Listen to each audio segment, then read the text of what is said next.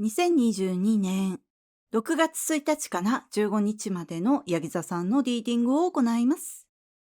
今回のリーディングはこちらの5つのカードデッキを通しましてメッセージを受け取ってまいります。それではシャッフルいたします。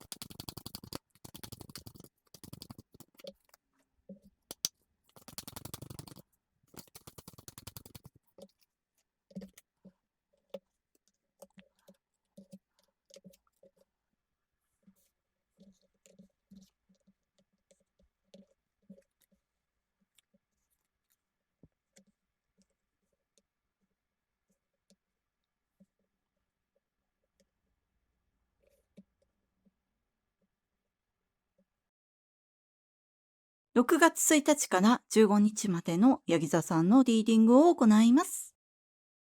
まずこちらに1番のマジシャンのカード。今のあなたを活かせる新しさが始まっていく。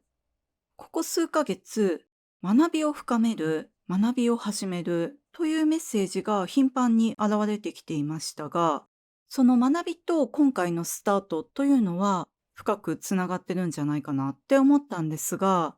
今回始まっていくことというのが、お仕事であっても、恋愛であっても、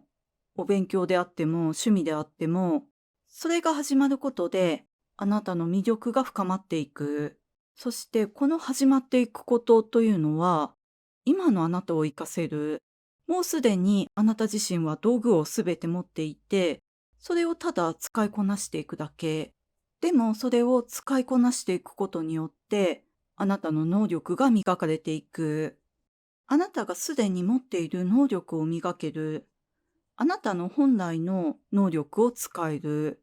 ですので、とても良いスタートを切れると思うんですが、この始まりがあるのも5月までに、この6月から始めるべきものというのに気づいている。そして気づいて、そのお仕事に、その学校に申し込む、応募する。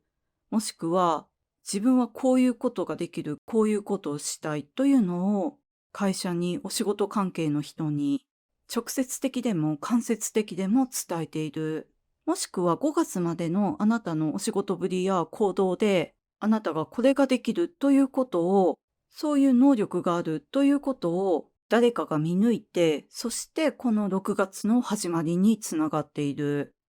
ですので、新しい職場で新しい仕事を得るという場合もあれば、新しいプロジェクトの担当になる。自分で自分を売り出す芸能関係の方とかアーティストの方、あとは自分で自分の商品やサービスを売り出していくという自営の方、起業されている方が、今のご自身の能力や魅力を最大限発揮できるような新しいお仕事を掴んでいく。もしくは今の自分を最大限に活かしていくために、本来の自分の能力を開花させていくために、新しい学びを始める。自分が本来持っている道具を磨いていくように学びを始める。趣味を始める。恋愛が始まる場合も、今のあなたにぴったりな人との恋愛。それでこの恋愛が始まる場合も、お仕事が始まる場合も、勉強や趣味が始まる場合も、自分から掴んでいく場合と与えられる場合があると思うんですけれども、例えばお仕事でも人でも誰かから紹介される。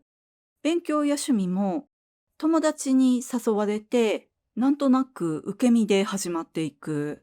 こちらにペンタクルの6とカップの4が出ておりますが、おそらくこの時期で今までもらいすぎていた人は誰かに与えることで、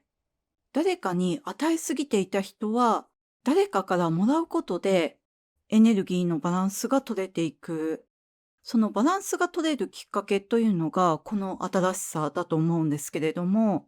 例えば先ほど友達の付き合いでと申し上げましたが、それは逆もしかりで、あなたが積極的に始めたいって思っていたようなことに、お友達を連れていくとか、そのあなたが楽しんでいることをお友達にも紹介していく。お友達とも共有していく。そうすることによって、そのお友達の方が、そのあなたが楽しんでいることに没頭していったりとか、あなただけではなく、そのお友達も幸せにしていく。そしてお仕事の場合も、今まで与えすぎていた、例えば会社にあなたの時間を与えすぎていたというような場合は、この新しいお仕事が始まることによって、エネルギーのバランスが整っていって、あなたのお仕事以外の時間が増えていく。収入面で労働とのバランスが取れていなかった方は、この新しいお仕事によって、そのバランスが取れていく。もらいすぎていたもの、与えすぎていたものというのが、この始まりによってバランスが取れていく。今まで何かうまくいかないなというようなことがあった方の場合は、その誰かに何かにエネルギーをもらいすぎていた、もしくは与えすぎていたということが原因だったんじゃないかなって思うんですが、それがこの新しさによって一気に解決していく。こちらにセレスタイトの魂を和ませるというカードが出ておりまして、合わせてフラワーズのハピネスというカード、この新しさが始まることによって、その与えるともらうのエネルギーのバランスが自然と整っていって、あなた自身がこの魂レベルで和んでいって、幸せになっていく。この始まりによって、あなた自身が癒されて幸せになっていくことによって、今まで与えることばかりしてきた方の場合は、受け取ることができるようになっていく。